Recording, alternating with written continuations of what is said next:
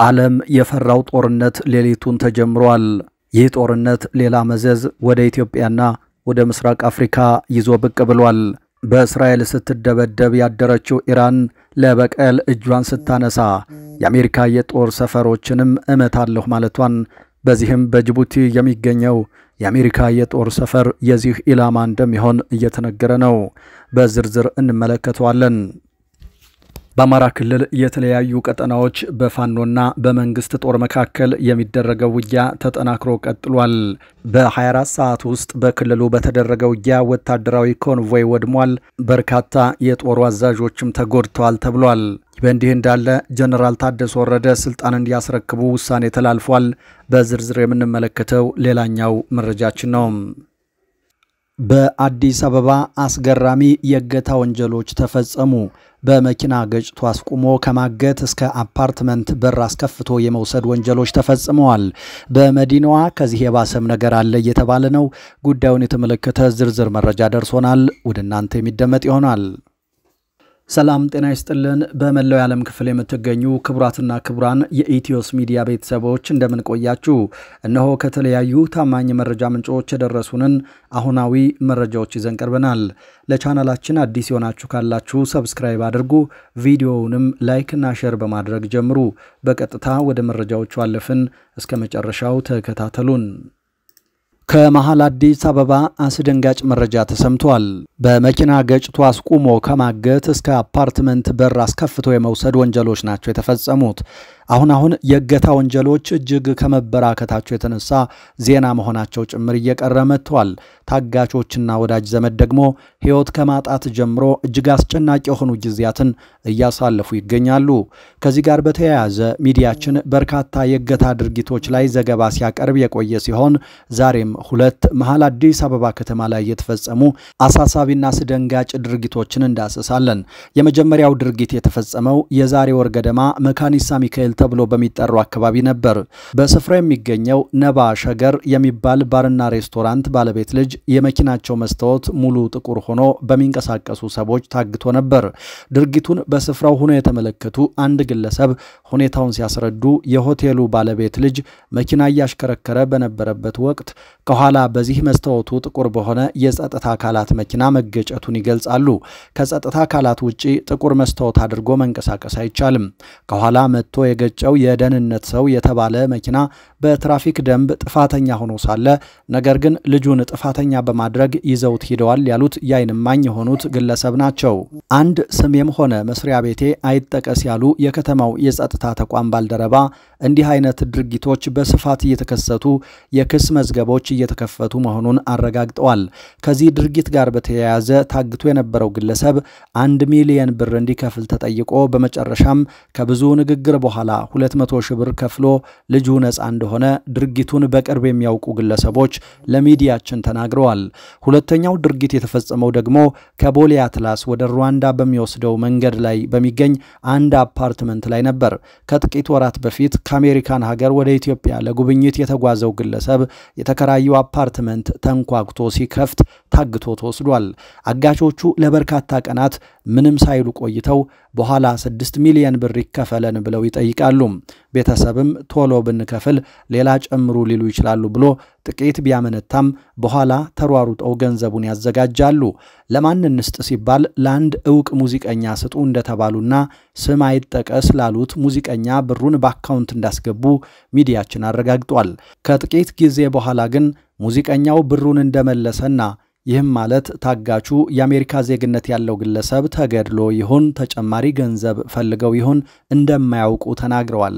በሁለቱም ድርጊቶች ዙሪያ መረጃ ካለ ሚዲያችን የአዲስ አበባ ፖሊስንና የፌዴራል ፖሊስን ለማነጋገር ቢሞክርም ምላሽ አላገኘም። በሌላ መረጃ በአማራ ክልል የተለያዩ አካባቢዎች በፋኖ ኃይሎችና በመንግስት ጦር መካከል የሚደረገው ውጊያ ተጠናክሮ ቀጥሏል። ሰሞኑን ብርቱ ውጊያዎች ከተደረጉባቸው ቦታዎች መካከል ደቡብ ጎንደር፣ ማዕከላዊ ጎንደር፣ አዋሳኝ አካባቢዎች ሊቦ ከምከም፣ በለሳ፣ ጎንደር ዙሪያ አካባቢ ይገኙበታል። በተለይ በሊቦ ከምከም ሚካኤል ደብር ተብሎ በሚጠራው አካባቢ ከባድ ውጊያ ሲደረግ ነው የሰነበተው። በዚህ አካባቢ ለሶስተኛ ቀን ዛሬም ተኩሱ ቀጥሏል። ሚካኤል ደብርን ለመያዝ ከተለያዩ አቅጣጫዎች የተንቀሳቀሰ የመንግስት ኃይል ከፋኖ ብርቱ ውጊያ ገጥሞታል። በዚህ ውጊያ ከባድ ወታደራዊ ኪሳራም ደርሷል። በዋናነት በሁለት አቅጣጫ ከበለሳ ግንባር በደጎማ በኩል ወደ ሚካኤል ደብር የተንቀሳቀሰ የመንግስት ኃይል፣ በሌላ አቅጣጫ ደግሞ ከአዲስ ዘመን ከተማ ባሳ በኩል ወደ ሚካኤል ደብር የተንቀሳቀሰ የመንግስት ኃይል ጋር ብርቱ ውጊያዎች ተደርገዋል። በተለይ ትናንትና ማለዳ በተደረገ ብርቱ ውጊያ ከባድ ጉዳት ደርሷል ብለዋል የአካባቢው የመረጃ ምንጮች። መከላከያ፣ ሚሊሻ፣ አድማ ብተና እንዲሁም ደግሞ በተጨማሪ በቅርቡ በወዶ ገብነት ለመንግስት እጃቸውን የሰጡ ፋኖዎች ጭምር በዚህ ቀጠና በመዝመት የቀድሞ ጓዶቻቸው ላይ ተኩስ ከፍተዋል ነው የተባለው። ይህ መረጃ እንደሚያሳየው እጃቸውን በቅርቡ የሰጡት እነ ጸዳሉ ደሴ ፋኖን ለመውጋት ከመከላከያ ጎን ተሰልፈው ተዋግተዋል። እነዚህ እጅ የሰጡ ፋኖዎች በተደራቢነት ከሚሊሻ ከአድማ ብተናና ከመከላከያ ጋር ሆነው ፋኖን ለማጥቃት ዘመቻ ወጥተው ነበር ተብሏል። የፋኖ ጠንካራ ይዞታን በተመለከተ ወዶ ገብ የሆኑ የፋኖ አባላት መረጃዎችን ከውስጥም ከውጭም በመስጠትና በዘመቻ መሪነት እንዲሁም በዘመቻ አስተባባሪነት ተሳትፈውበታል በተባለው ውጊያ እነርሱም ጉዳት አስተናግደዋል ተብሏል። በተለይ በዚህ አካባቢ የጨበጣና የእጅ በእጅ ውጊያዎች ጭምር እንደነበሩ የቀጠናው የመረጃ ምንጮች ገልጸዋል። በተለይ ጅብጎድን፣ ጫማቅ በተባሉ ቦታዎችና በሌሎች አካባቢዎች በነበሩት ውጊያዎች ከፍተኛ ሰብአዊና ቁሳዊ ጉዳት መድረሱ ነው የተነገረው። በተለይ የመንግስት ወታደሮች ብርቱ ወታደራዊ ኪሳራ አስተናግደዋል ብለዋል የመረጃው ምንጮቻችን። በዚህ ውጊያ በትንሹ የኮሎኔልነትና የሻለቃ ማዕረግ ያላቸውን ወታደሮች ጨምሮ ሻምበል መሪዎች በውጊያው ጉዳት አስተናግደዋል። ጉዳቱም የሞት ጉዳት እንደሆነ ነው የመረጃው ምንጮች የተናገሩት። በውጊያው በፋኖ በኩል ሰሞኑን አዲስ ኮር የመሰረቱት 7 ክፍለ ጦሮች በጋራ ከነዚህ ውስጥ 5ቱ ክፍለ ጦሮች በብሔራዊ ኃይሉ በኩል ዳግማዊ ቴዎድሮስ ኮር እንዲሁም ደግሞ በአማራ ፋኖ ህዝባዊ ድርጅት በኩል ደግሞ 1 ክፍለ ጦርን ጨምሮ በዚህ ውጊያ በጋራ ስለመሳተፋቸው ነው መረጃዎች የሚያሳዩት። ከብሔራዊ ኃይሉ ቴዎድሮስ ኮር 5 ክፍለ ጦሮች በተሳተፉበት በዚህ ውጊያ በርካታ ጉዳቶች ተስተናግደዋል።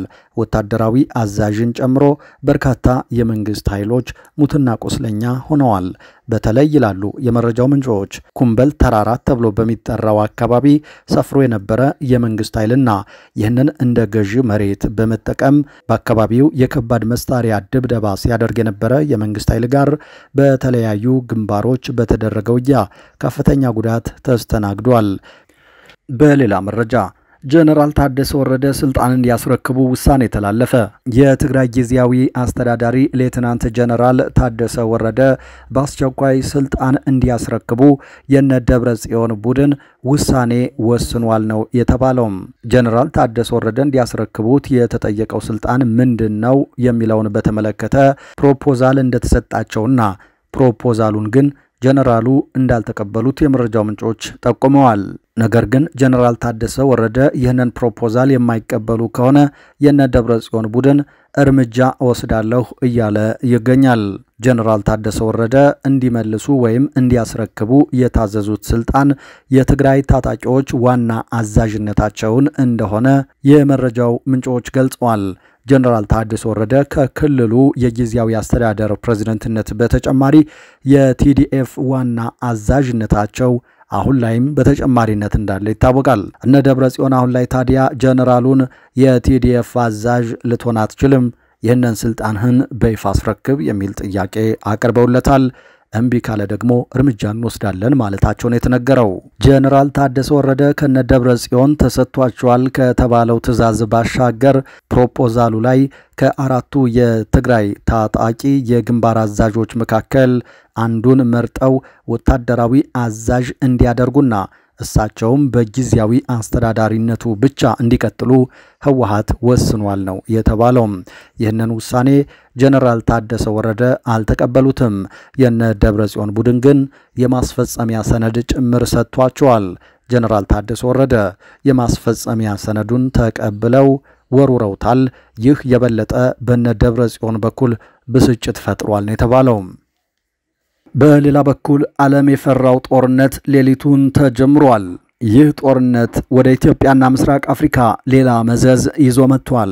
በእስራኤል ስትደበደብ ያደረችው ኢራን ለበቀል እጇን ስታነሳ የአሜሪካ የጦር ሰፈሮችን እመታለሁ ማለቷን፣ በዚህም በጅቡቲ የሚገኘው የአሜሪካ የጦር ሰፈር የዚህ ኢላማ እንደሚሆን እየተነገረ ነው። ይህ ለኢትዮጵያ ገቢና ወጪ ጉሮሮ እንደሆነ የሚነገረው የጅቡቲ መስመር የመስተጓጎልና ለኢትዮጵያም አደጋ ሊያመጣ ይችላል እየተባለ ነው። ጅቡቲ ትመታ ይሆን?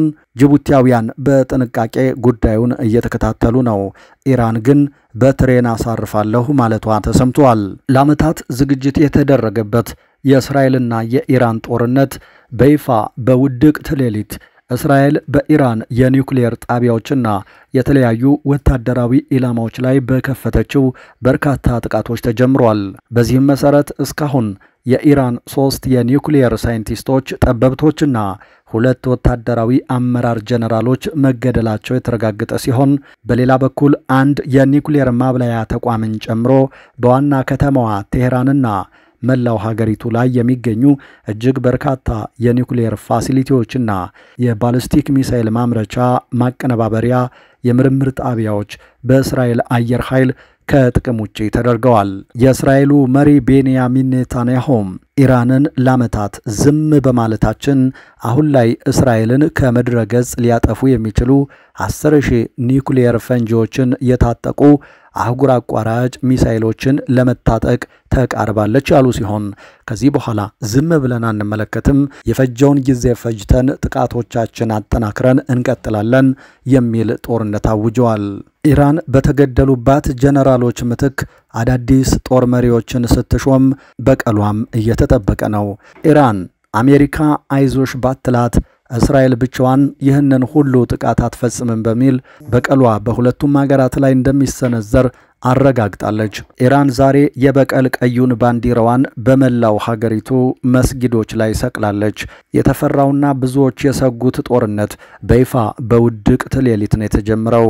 ከ200 በላይ የጦር አውሮፕላኖቿ ተሰማርተው እስራኤል በመላ ኢራን ድብደባ ስታደርስ አድራለች።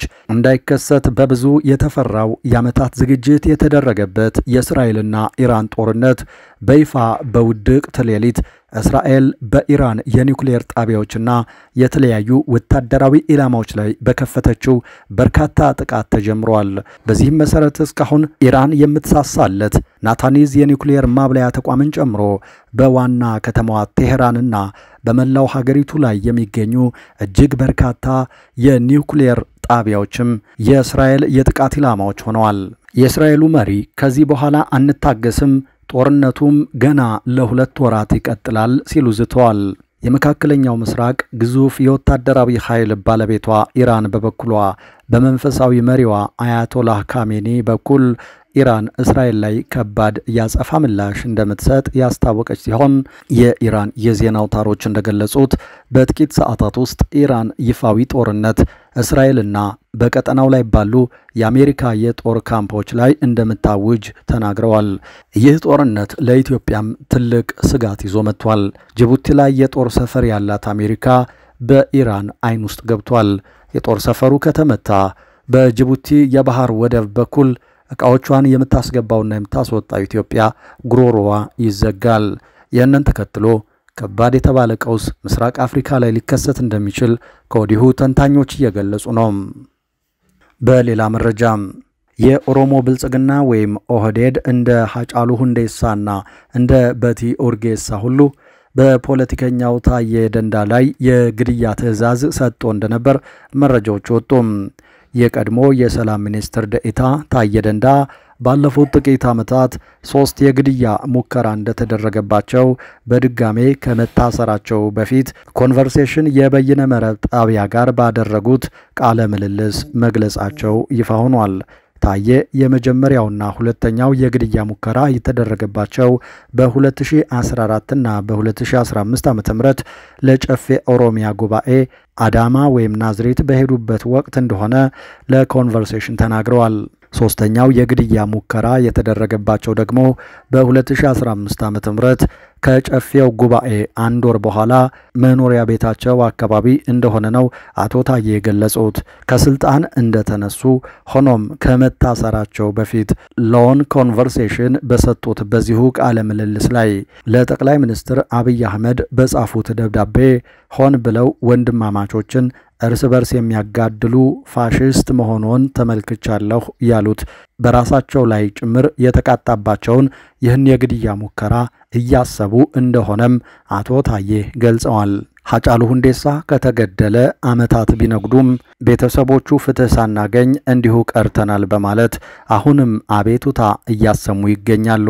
የኢትዮጵያ ሰብአዊ መብቶች ኮሚሽን ኢሰመኮ በአቶ በቴ ኡርጌሳ ላይ የጀመረው ምርመራ ደግሞ በአቶ ሽመልስ አብዲሳ የስልክ ትዕዛዝ በአስቸኳይ እንዲቆም መደረጉ አይዘነጋም።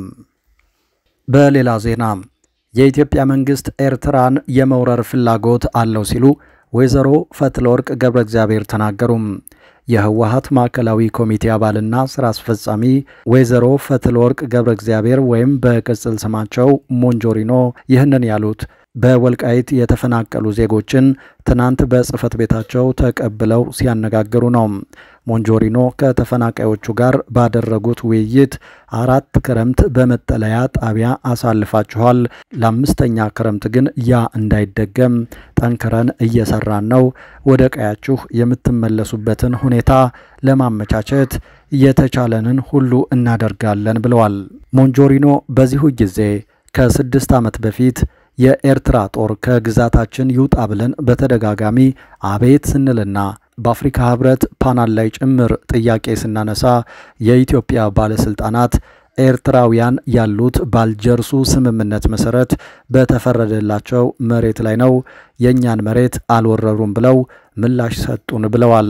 አሁን ደግሞ ራሳቸው እነዛው ባለስልጣናት ኤርትራ ጋር ሲጣሉና ጦርነት ሲፈልጉ ኤርትራ መሬታችንን ወራለች፣ ከመሬታችን ተውጣ እያሉ እየቀሰቀሱ ነው ያሉት ሞንጆሪኖ ይህንን የሚሉት ለሀገርና ለትግራይ መሬት አስበው ሳይሆን ኤርትራን ለመውረር ላላቸው ፍላጎት ምክንያት ለማስቀመጥ ነው ሲሉ ተደምጠዋል። የተወደዳችሁ አድማጭ ተመልካቾቻችን ከኢትዮስ ሚዲያ ለዚህ ሰዓት ያዝናቸው አዳዲስ መረጃዎች እነዚህ ነበሩ። ከቆይታ በኋላ በሌሎች መረጃዎች ድጋሚ እንገናኛለን። እስከዛው በያላችሁበት ሰላም ጊዜ ተመኘን።